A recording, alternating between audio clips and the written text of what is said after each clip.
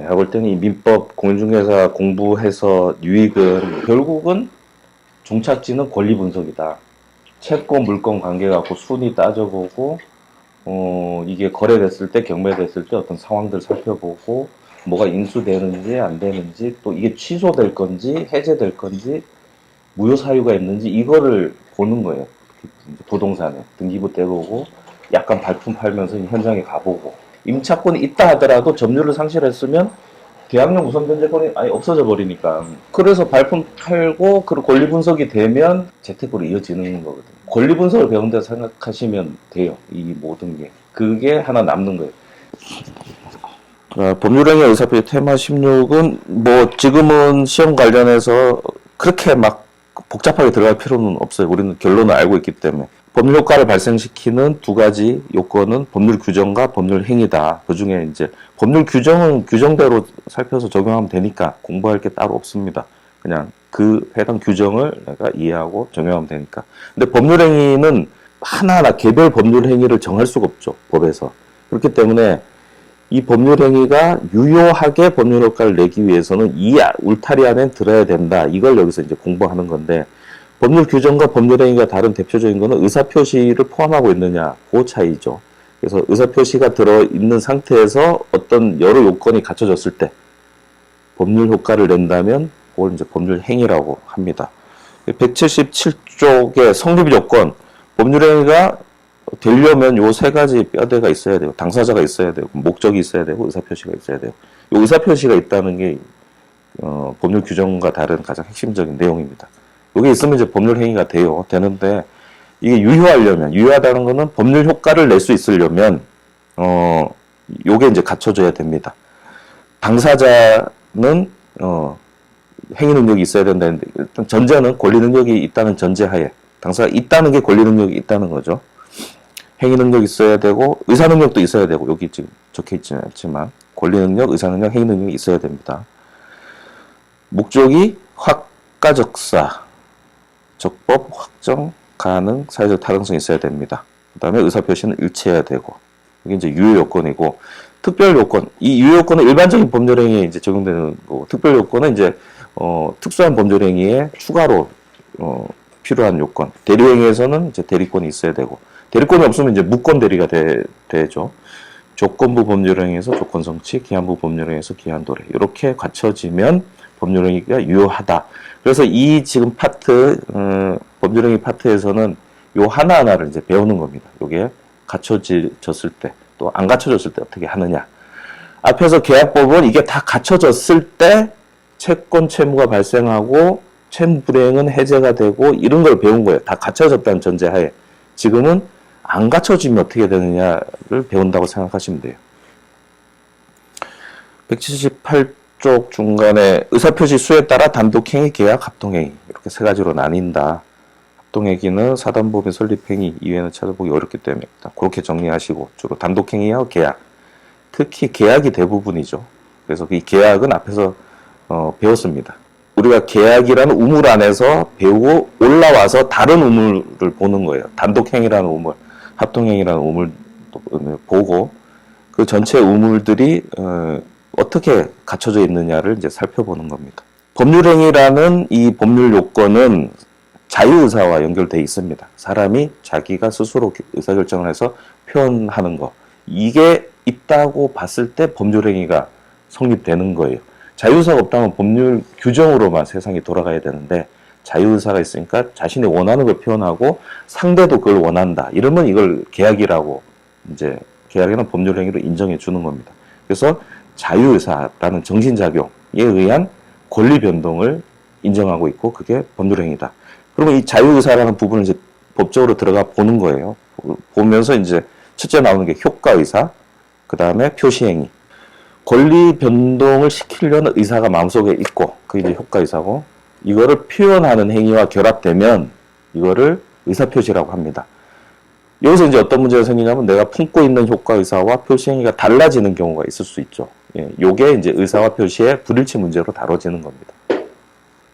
지난 시간에 설명드렸듯이 채권 양도 통지 같은 경우 내가 채권을 양도한 다음에 알리는 거 통지 행위는 표시 행위는 일단 있어요. 표시 행위 있는데 그 표시행위 속에 내가 의욕하고자 하는 거는 채권 양도를 하겠다는 효과 의사가 없습니다. 그거는 이미 양도한 걸 알리는 행위일 뿐이잖아요. 그래서 채권 양도 통지는 법률 행위가 아닌 겁니다.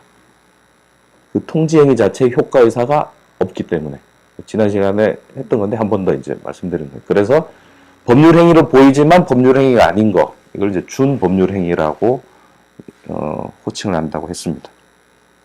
이제 효과 의사라는 의미를 조금 설명드리느라고 했고, 자, 의사표시 효력, 도달주의 원칙입니다. 우리는 다 도달해야 돼요.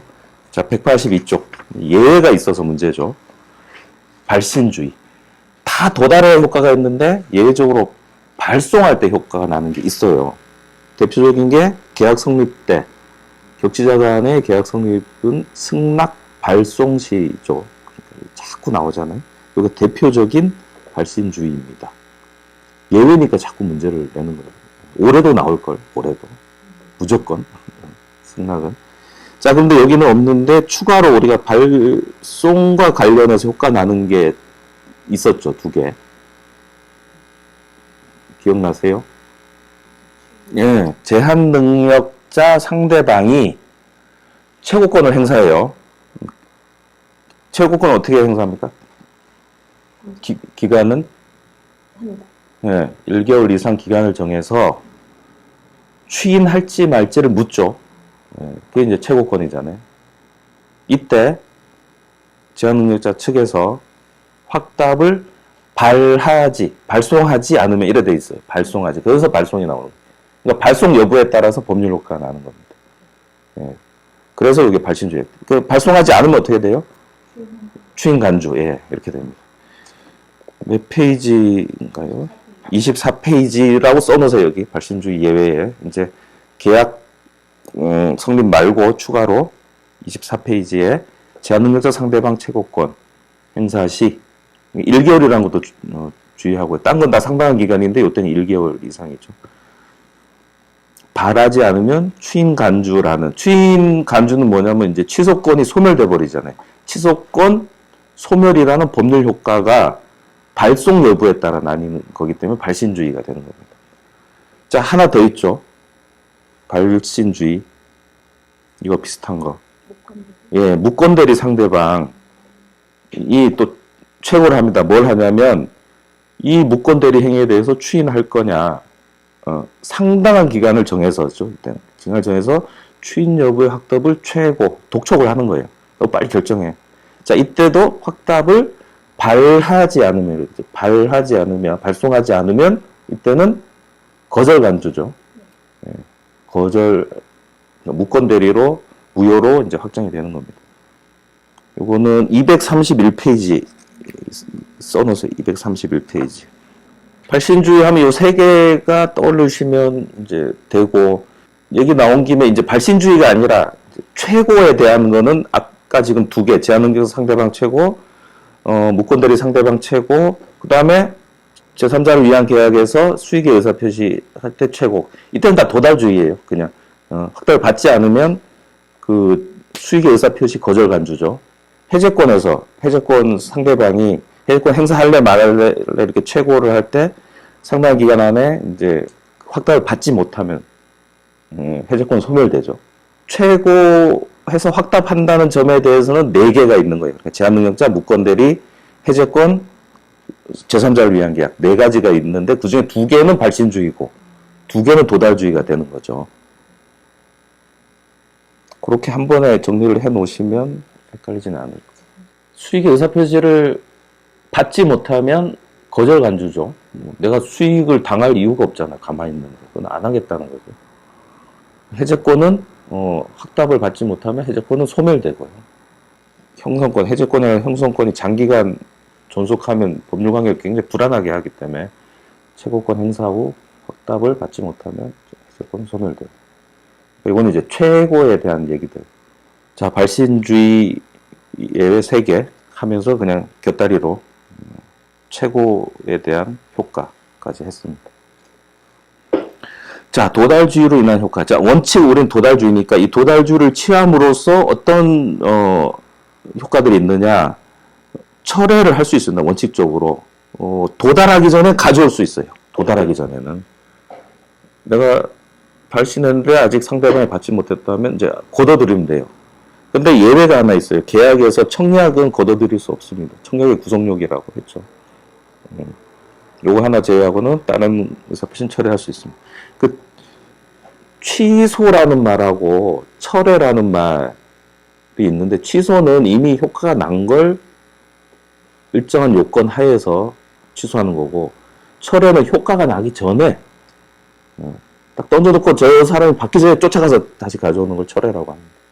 취소는 함부로 못하죠. 취소권이 발생해야만 할 수 있으니까 취소는 굉장히 어려운 거고, 철회는 이 지금 청약 말고는 다른 건 다 걷어들일 수 있는 겁니다. 상대방한테 가기 전에. 의사표시 불착, 이제 도착 안 하고 뭐 이런 거는 모두 표의자. 그러니까 도달해야 효과가 나니까, 도달이 안 돼서 생기는 문제는 이 표의자, 발신한 쪽에서 위험을 떠안아야 돼요. 그럴 수밖에 없죠. 나는 보냈는데 저쪽은 못 받았대. 그럼 나는 보냈으니까 못 받은 네가 잘못이야. 이러면 안 돼요. 상대방은 받은 이후에만 책임이 있는 겁니다. 이게 도달주를 취하기 때문에 그렇습니다. 그 다음에 발신 후 사정 변화. 이거는 의사표시는 발신할 때 내 상태만 멀쩡하면 의사표시가 그 다음은 영향을 받지 않습니다. 내가 심지어 발신자가 사망을 해도 그 의사표시는 그대로 유지돼요. 제한능력자가 되든 어쩌든. 다만 내가 의사표시를 받을 때, 이건 이제 183쪽의 수령 능력인데, 내가 받을 때 미성년자다. 요거는 좀 문제가 있죠. 이 그대로 효과를 인정하는 거는 굉장히 미성년이 위험하잖아요. 그래서 수령 능력이라고 합니다. 이제 의사표시를 하는 게 아니라 받는 쪽은 행위 능력자여야 합니다. 즉, 행위 능력자가 아니면 이 발신한 사람이 너 의사표시 받았잖아 이렇게 주장할 수가 없어요. 그 효과를 주장할 수가 없습니다. 그게 수령 능력에 대한 겁니다. 우리 민법은 그 수령 능력을 행위 능력자로 규정하고 있어요. 제한 능력자는 의사표시를 받을 수가 없다. 받더라도 상대방이 그 효과를 주장할 수 없다.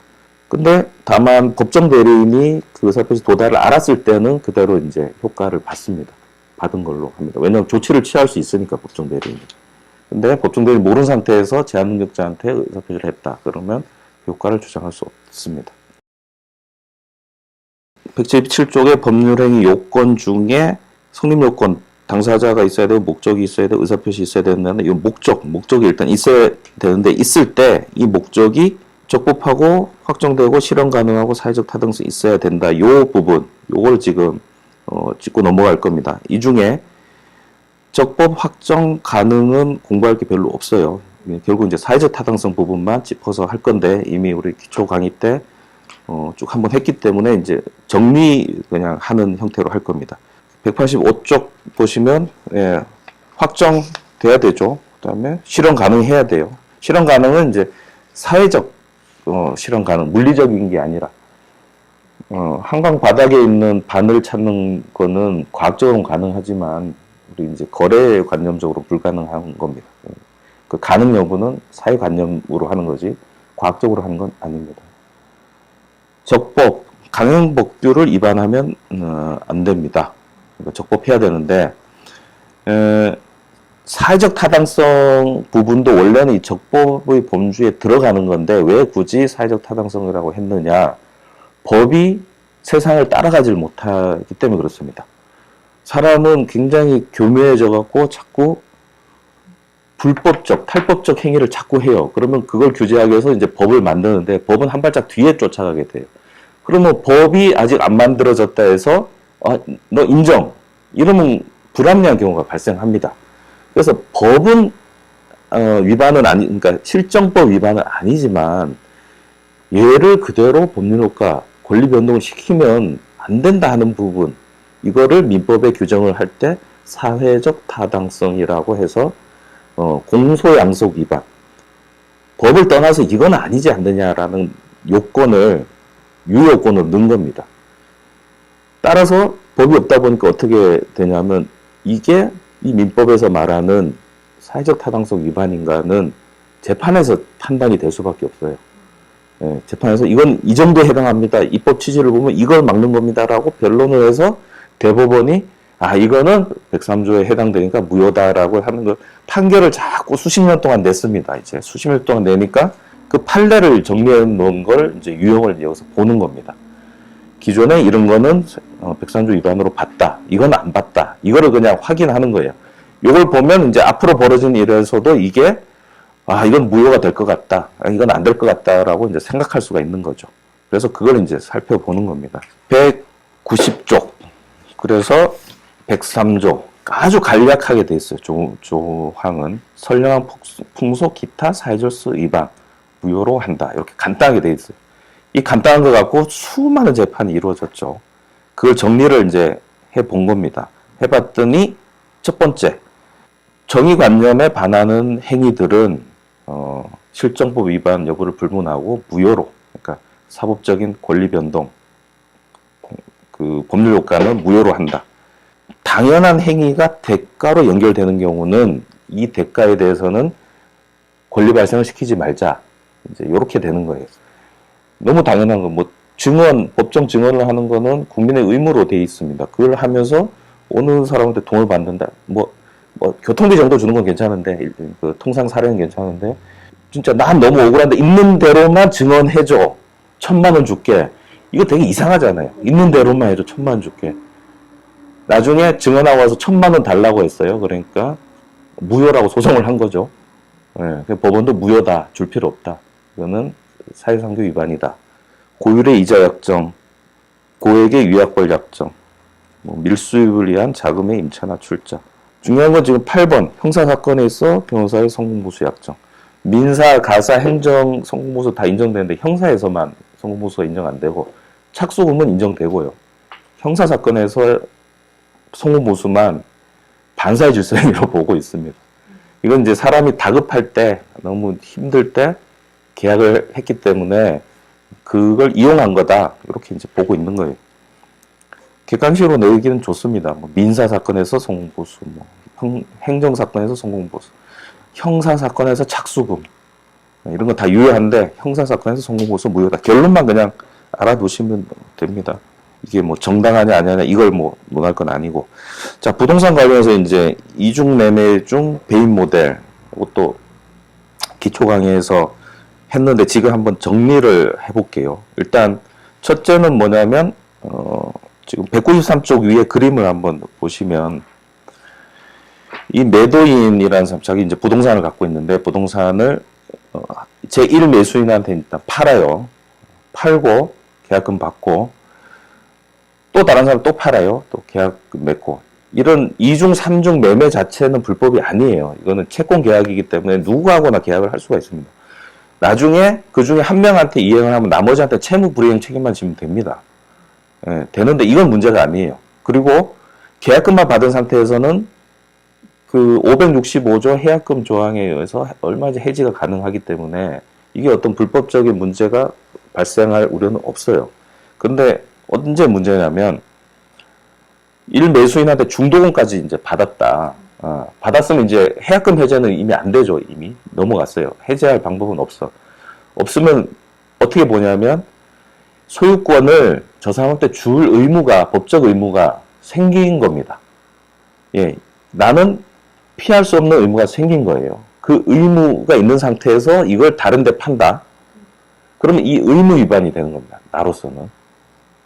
배임죄가 됩니다. 자, 지금까지 일단 정리하면 2중 계약, 3중 계약은 유효하다. 유효한데 앞에 계약을 맺어서 중도금까지 받았다면 그때는 그 뒤에 하는 계약은 앞에 매수인한테 의무 위반이 됩니다. 범죄 행위가 되는 거예요. 배임죄로 처벌받아요. 자, 요까지는 아직 지금 103조와 연결된 건 아니고 일단 요까지 정리하고 그다음 그런데 두 번째 거래를 할 때 두 번째 사람이 모를 때는 상관이 없는데 두 번째 사람하고 알고 두 번째 사람 이런 거예요. 그냥 그거 나한테 팔아. 그냥 이렇게 짜고 그 사람한테 팔았을 때 이때는 제2 매수인은 이 배임 행위에 공범이 됩니다. 공범이 돼요. 모르고 샀으면 상관이 없어요. 모르고 샀으면 이 판 사람만 배임죄로 처벌되면 되는데 두 번째 사람이 거기에 가담한 경우 그때는 공범이 돼서 둘 다 배임죄의 공동전범으로 처벌이 돼요. 일단 형사적으로 처벌이 되고, 자, 민사적으로는 이 103조 위반이 되는 겁니다. 그 거래 자체가.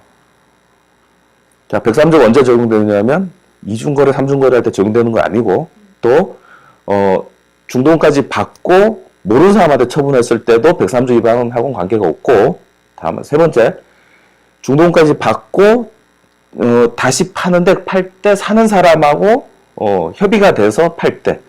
예, 이때 요 거래는 103조 위반이 돼서 무효가 됩니다. 그래서 요 이름을 제가, 부동산 이중 매매 중 배임 모델이라고 제가 이름을 지은 거예요. 뭐 다른 데서 쓸 용어는 아니고 제가 이름을 지은 겁니다. 103조가 적용되는 그 요건이 요때입니다.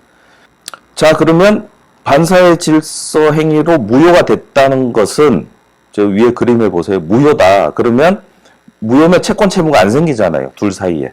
그러니까 제2 매수인이 등기 달라고 할 수도 없고 매도인은 돈 달라고 할 수도 없는 상태가 된 거죠. 자, 그리고 103조 위반일 때는 불법 원인 급여가 적용되죠. 네, 적용되니까 이 지금 매도인이 매수인이 계약금을 줬다, 뭐 돈을 줬다, 무효니까 그거 돌려줘, 이것도 못해요. 그러니까 그 순간 얼어붙는 겁니다. 이거는 불법 원인 급여가 적용돼서 얼어붙어요. 그러니까 둘 사이에는 그냥 그 순간 얼어붙어 버립니다. 자, 그러면 이 얼어붙어 상태까지가 뭐냐? 103조 적용하고 불법 원인 급여까지 적용된 거예요. 자, 그 다음 얘기. 자, 1매수인 입장에서는 자기가 이걸 가져와야 되잖아요. 그 얘기 하는 거예요. 이 103조하고 관계없이 이 매수인은 자기 거 찾아와야 되니까 무효를 주장할 수 있는 겁니다. 이 제1매수인은. 무효니까 제2매수인한테 뭐라고 하냐면 너 등기 매도인한테 옮겨놔 라고 할 수 있어요. 그 다음에 매도인한테 등기 나한테 넘겨. 이렇게 순차적으로 가져올 수 있습니다. 문제를 어렵게 내려면 이렇게 할 수 있어요. 이게 부동산 이중매매 중 배임 모델은 103조 위반이다. 그러니까 불법 원인 급여까지 적용되니까 반환 청구권도 없다. 까지 정리를 하면 헷갈리는 게 제1매수인이 그러니까 소유권 이전을 청구하지 못한다. 이러면 그럴듯해요. 103조 위반이니까 더 이상 채권 채무 관계가 없으니까 이걸로 끝난다라고 하는데 그건 요 둘 사이에 두 번째 매매 요 둘 사이에만 적용되는 거고 제1매수인이 찾아오는 문제는 그걸 벗어난 다음 문제입니다. 제1매수인은 무효를 주장해서 제2매수인한테 매도인한테 등기 넘겨놔. 그리고 매도인한테 나한테 등기 넘겨줘. 이렇게 할 수가 있습니다. 직접 달라고는 못해요. 왜냐하면 제1매수인과 제2매수인은 서로 계약을 맺은 적이 없기 때문에 둘 사이에는 어떤 법률관계가 없잖아요. 그래서 소송은 어떻게 하냐면 제1매수인이 원고, 제2매수인이 피고로 하되 매도인의 권리를 대위 행사하는 형태로 소장을 구성합니다. 매도인은 제2매수인한테 등기 달라고 못하죠. 이거는 불법 원인급이에요. 그런데 재밌는 게 제1매수인은 그 매도인의 그 권리를 행사할 수 있는 게 되는 거예요. 좀 웃기죠. 자, 이게 배임 모델에서 법률 효과고 이 객관식 뭐 어렵게 내려면 뭐 엄청나게 어렵게 낼 수도 있어요. 지시 이해되세요? 이거 말로 해서 그런가 봐. 매도인이 김변한테 팔고 중도금까지 받아놓고는 딴 사람하고 계약을 이 집에 대해서 매매 계약을 체결합니다. 제2매매 이 매매 계약 체결 중도금까지 받은 상태 계약 체결을 했는데 이 둘이 얘도 알고 들어온 거예요. 알고 들어왔을 때 이게 이 매매는 103조 위반 무효. 요까지 됐죠? 무효. 그리고 103조 위반이면 불법 원인 급여. 매수인은 여기 돈을 뭐 줬고 여기 등기까지 줬다. 이 집에 대한 등기까지 줬다. 그럼 매수인이 등기를 갖고 있죠. 근데 무효가 됐어요. 무효가 됐는데 103조 위반은 무효였다. 그럼 얘 빼고 요것만 보면 무효. 그러면 무효니까 이 매도인이 그러면 이 등기 다시 나한테 줘라고 할 수 있을까요? 안 되죠. 왜? 불법 원인급여. 반환 청구권 자체가 발생하지 않는 이 103조 위반일 때. 다른 무효는 반환 청구권에 다 인정되는데 103조 위반일 때는 아예 돌려받는 것도 못하고 얘도 돈 달라고 못하고 무효 효과를 주장을 못하잖아요. 불법이. 뭐 앞으로 이렇게 지우고 요것만 봤을 때는 103주입. 어떻게 보면 계약 그 자체는 그대로 남아있다. 남아있죠. 예. 그냥 남아있는 거죠. 예. 103 요것만 보면. 이걸로 그냥 끝나는 거예요. 예. 끝까지는 되죠. 103도. 예. 이제 얘 입장으로 오는 거예요. 얘는 이 집을 내가 가져오고 싶은 거예요. 얘는. 김변은. 가져오고 싶은 거예요. 가져오려고 보니까 등기에 여기가 있네? 근데 매수인한테 나한테 달라고 할 권리는 없어요. 왜냐하면 둘은 뭐 어떤 법률관계에 맺은 적이 없기 때문에. 내가 소유권을 가진 적도 없기 때문에 반환 청구권도 안 돼요. 물권상, 채권상 나한테 달라고는 못해. 그래서 어떤 형태의 권리 주장을 할 수 있냐면 첫째는 매도인 보고 저거 찾아와라고 해야 되는데 얘는 찾아올 수가 없죠. 이것 때문에 얘는 찾아올 수가 없어. 그러니까 얘가 이 자리에 오는 거예요. 이 자리에 와서 얘의 권리, 김변이 대신 행사하는 거예요. 대신 행사. 자, 여기서 이제 웃긴 일이 생기는 거예요. 매도인이 자기가 돌려달라 할 때는 이게 적용돼요. 불법 원인급여로. 자기가 달라고는 못하는데 그 같은 권리를 김변이 대신 행사할 때는 또 이게 적용이 안 되는 거예요. 같은 권리, 반환 청구권, 무효일 때, 이 등기, 반환 청구권. 이게 불법원인급여 때문에 안 생긴단 말이에요. 네. 매도인은 없어. 근데 김변이 행사할 때는 생겨. 이게 양자역학 같은 거예요. 그때는 제2 매수인을 보호하지 않기 때문에. 네, 맞아요. 그때는 얘를 보호해야 되니까. 예. 얘는 불법을 한 애가 아니기 때문에 대위 행사할 때는 이게 다시 살아나는 거예요. 그러면 소송에서 이기면 등기가 다시 얘한테 옵니다. 등기가. 자, 등기 갖다 놓고 그 다음에 김현 다시 자기 자리로 와요. 등기가 있으니까 이때는 둘이 계약을 했잖아요. 지금 매매 계약을. 그러니까 채권자잖아요. 네, 그때 여기 청구를 하는 겁니다. 기술적으로는 소장 하나예요. 기술적으로. 네. 구조상은 두 개인데 소송 기술상은 피고 1, 피고 2로 넣어서 동시에 합니다. 그럼 만약에 이 상황에서 김변이 얘 더럽다, 나 그 집 망가진다. 그냥 너네 알아서 하고 나 중도금 계약금 돌려달라. 그건 이제 얘한테만 그러면 반환 청구. 해서 그러면 사건 자체가 안 이루어지고 그냥. 요거 받고 끝날 수 있죠. 그때. 왜냐면 팔았으니까 둘 사이는 뭐냐면 채무 불이행이 되잖아요. 네. 그러면 계약 해지하고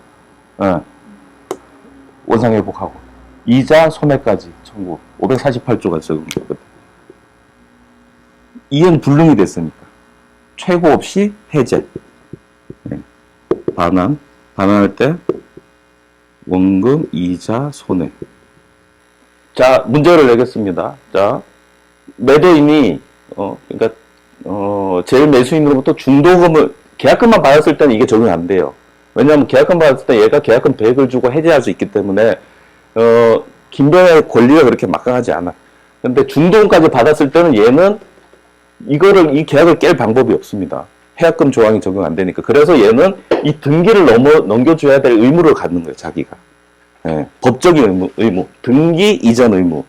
요게 의무가 생겨요. 이 법적 의무라서 이거를 위배하고, 그러니까 중도금 받았을 때 이게 생깁니다. 계약금만 받았을 때는 아니고. 의무가 생기는데 이거를 위배해서 일로 등기를 넘겨주는 거잖아요.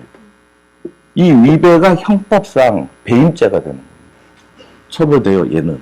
이거는 뭐 벗을 수 없어요, 일단은. 자, 그런데, 중도금까지 받고 매도인이 위에서 팔아서 처벌되는 것까지 좋다, 얘가. 근데 이 파는 거에 얘가 가담한 거예요. 매수인도. 나한테 팔아, 이러고. 그러면 얘도 여기에 공범이 되죠. 그래서 얘도 처벌 받아요. 요때 이게 이제 이건 형사상 효과. 민사상으로는 이게 되는 거예요. 요때. 103조. 그리고 불법 원인급여가 되고. 앞에 중도금까지 받았다는 사실을 모르는 매수인에게 팔았다. 그럼 이 매매는 유효하죠. 예, 아무 문제 없어요. 예. 얘만 처벌되면 돼. 얘 처벌되고 여기에 채무불이행 책임만 지면 돼요. 예. 돌려받을 방법도 없어요, 김변이. 이거 유효하니까, 그죠? 이때는. 자, 그런데 적극가담을 했다. 저 매수인이 적극가담을 한 경우 저 제2매매 계약은 무효다. 오고, 자, 무효기 때문에 제2매수인은 매도인에게 이미 지급한 매매대금을 반환 청구할 수 있다. 그건 안 되죠. 예, 불법원인 급여니까. 그리고 매도인은 매수인에게 등기를 반환하라고 청구할 수 있다. 안 되죠. 자, 그리고 또 하나, 유인론에 의해서 이게 무효가 됐기 때문에 저 등기받은 집 소유권은 등기와 관계없이 매도인으로 복귀한다. 예, 물권적 효과도 안 되는 거예요. 불법원인 거. 물권 효과도 안 나는 거예요. 아예 그냥 얼어붙은 거예요. 자, 제1매수인은 매도인을 대위하여 매도인의 반환 청구권을 대위 행사할 수 있다. 할 수 있죠. 예. 김변이 매도인의 이 반환 청구권을 대위 행사할 수 있죠. 이때는. 예. 이때는 얘가 하는 건 안 되는데 얘가 대위 행사하면 이게 살아나 버립니다. 그래도 매도인의 반환 청구권이라고 표현해요. 맞아요. 이게 다른 게 아니라 같은 건데 누가 행사냐에 따라서 살아났다 없어졌다. 그러니까 법 기술적으로 그냥 해놓은 거예요. 저거는 과학적 분석이 아니라 필요에 의해서 어쩔 수 없이. 그래서 매도인의 저 반환 청구권을 대위 행사하는 거예요. 같은 권리를 행사하는데 그 같은 권리가 모양이 바뀌어 있는 거예요. 그러니까 양자역학적인 느낌인 거죠. 자, 김변은 저 무효를 주장해서 매수인에게 직접 반환 청구를 행사할 수 있다. 직접은 안 돼요. 당사자가 아니니까. 여기서 이제 딱 하나만 더 갑시다. 얘가 그 사이 또 팔았어, 누구한테? C에게. 등기가 여기가 있네. 저 C는 소유권을 획득합니까? 이렇게 정리를 하죠. 이렇게, 이 매수인은, 이게 무효니까, 매수인은 이걸 돌려달라 할 수 있을까요? 자, 이렇게 봐요. 요게 이제, 요 법률행위 하나 있고, 여기 법률행위 하나 있고, 그죠? 여기도 법률행위가 있을 거 아니에요? 다 다른 거죠, 법률행위. 얘 법률행위 효과를 보는 거예요. 얘를. 얘가 불법원인 급여의 문제는 아니고, 얘가 보호받는 삼자냐, 문제가 되는 거죠. 얘 보호받는 삼자일까요? 아니죠. 103조 무효일 경우 삼자 보호 규정이 없잖아요. 보호받는 삼자가 아니다로 그냥 일단 정리하고. 자, 그러면 김변이 여기 김변이 또 올 수 있어요. 요래서 요 반환 청구권을 행사해. 그래서 요로 돌려놓고 요로 가져오는 거예요. 대위 할 수 있어요. 그런데 요 반환 청구권 소장에 이렇게 써요. 원고 김변, 피고 C. 해서 어떻게 하냐면 C는 매수인에게 이전하라. 그 다음에 피고 1, 피고 2. 피고 2는 매도인에게 이전하라. 피고 3. 매도인은 나에게 이전하라. 이렇게 이제 청구치를 3개를 써갖고 소송을 한단 말이죠. 이게 순차 이렇게 오는데, 이때 C가 그래. 아니, 얘들하고 나는 관계없어. 나는 지금 권리자한테 받았잖아. 라고 주장하는 게 안 된다는 거죠. 보호받는 삼자가 아니기 때문에. 결국 김변이 이렇게 해서 찾아올 수 있는. 질문? C 입장에서 매수인한테 그 집값만큼의 돈을 청구할 수 당연히, 그건 이제 지분 돌려줘야 당연히, 청구는 손해배상 청구를 해야죠. 네. 지시 조금 정리됐나요? 네. 오. 수험생 중에 1% 안에 들었어요. 그나마 잘했어. 멋있어. 얘 안녕 말했어. 느낌 보면 알아요. 한 70% 이해하는 것 같아요. 자, 193쪽, 이제 명의신탁. 이 두 주제를 이렇게 많이 하는 거는 우리가 공인중개사 시험이기 때문에 부동산에 관련된 요 쟁점들은 좀 잘 나올 수가 있어요. 뭐 도박빚을 감량하면 이건 부동산, 공인중개사와 관계가 없잖아요, 사실. 그러니까 요런 거 실무적으로도 큰 문제가 되니까. 명의신탁은 뒤에 물권법에서 명의신탁을 배우겠지만 남의 이름으로 이제 명의만 한 거고 실제 권리하고는 관계없이 거짓 외형을 이제 갖춘 걸. 이건 실정법 위반입니다. 위반행위인데 이게 103조 위반까지 되느냐. 이게 어디서 차이 나냐면 남의 이름으로 내 부동산을 갖다 놓고 이게 103조 위반이면 찾아올 수가 없는 거야. 이게. 근데 103조 위반은 아니다 그러면 찾아올 수는 있어요. 처벌받고 과태료 내고 뭐 벌금 내고 이럴 수는 있지만 찾아오는 거는 열려 있다. 요 차이입니다. 그 결론만 정리하시면 돼요. 윤리적 질서 반한 행위 보시면 되고 개인의 자유를 제한하는 행위 보시면 되는데 그 최근에 나온 판례가 3번입니다. 애인에게 5년 이내에 결혼하지 않으면 2억 주겠다. 그러니까 너 결혼 안 하겠다고 나한테 지금 다짐해. 5년 동안 너 혼자 독신으로 살아. 그럼 내가 2억 줄게. 남 결혼하는 걸 이제 막는 거잖아요, 지금. 이게 유효하면 어떻게 됩니까? 유효하면. 5년 동안 결혼 안 한 다음에 2억은 청구권이 생기죠. 예, 채권 발생이 되죠. 5년 지나면. 자, 채권 발생이란 법률 효과. 이걸 인정할 건가? 이 얘기입니다. 만약에 2억은 지급 청구권이 발생했다 그러면 소송하면 판결이 나오고 이 판결을 갖고 강제집행할 수 있죠. 예, 법원은 안 된다라고 한 거예요. 참 이거 이상한 사람들 많죠. 또 조건의 불법 195조 이거는 법률 규정 자체가 그냥 나오는 겁니다. 조건이 불법이면 조건만 불법이다 이러면 땡이고 조건이 불법이면 전체가 불법이다. 무효에서도 일부 무효는 전부 무효. 조건이 불법이면 전부가 무효. 동기의 불법. 동기는 그게 법률행위 내용이 돼야 됩니다. 알려지거나 상대방한테 제공된 동기. 마음속에 있는 동기는 알 수가 없으니까 그냥 결론만 툭툭 집어서 그냥 객관식 용어로 툭툭 집어넣고 가면 될 것 같아요. 폭행행위는 103조 위반 중에 특별히 빼서 법률 조항을 이렇게 해놓은 겁니다. 특별법 성격이 있어요. 폭행행위는 먼저 104조를 요건을 보고 여기 안 되면 다시 103조 검토를 하는 겁니다. 이거는 핵심은 그거예요. 그 폭리행위를 했다고 해서 무조건 무효가 되는 게 아니라 폭리행위로 무효가 되는 거는 실무상 진짜 어렵습니다. 거의 예를 찾아보기 어렵습니다. 이렇게 결론을 짓고 가야 돼. 뭐 폭리면 무효다. 아니요. 대부분은 유효입니다. 언제 무효가 되느냐. 폭리는 폭리인데 그 폭리가 왜 이루어졌냐면 당사자 급한 마음, 궁박, 그다음 경솔, 무경험 중에 하나를 동시가 아니라 중에 하나를 이용해서 폭리를 취했을 때만 무효가 될 수 있습니다. 폭리도 엄청난 그러니까 뭐 사람마다 다를 수 있죠. 폭리라는 그 정도가 그 사람의 기준에 비춰 엄청난 폭리여야 되고 그것도 스스로 그 폭리를 그냥 인정했다면 그건 유효해요. 근데 이 사람이 막 정말 쫓기는 상황에서 이용당했다. 쫓기는 상황이라서 또 무효도 아니에요. 그걸 또 이용해야 돼요. 그러니까 굉장히 어렵습니다. 피해자 여건 궁박은 경제적, 심리적, 정신적 궁박이 모두 포함되고 요거 대리행위에서 궁박은 본인 기준, 나머지는 대리인 기준. 대리에서 한 번 더 보면 되니까. 폭리자 요건 알고 이용해야 됩니다. 현저히 불균형, 계약 체결 시를 기준으로. 나중에 계약하고 났는데 뭐 시세가 바뀌어서 폭리가 됐다 이런 거 말고 계약 체결 당시에 그 사람의 이 부족함을 이용해서 계약을 체결했으면 그게 무효입니다. 폭리자에 대해서 불법 원인급여가 적용되고요.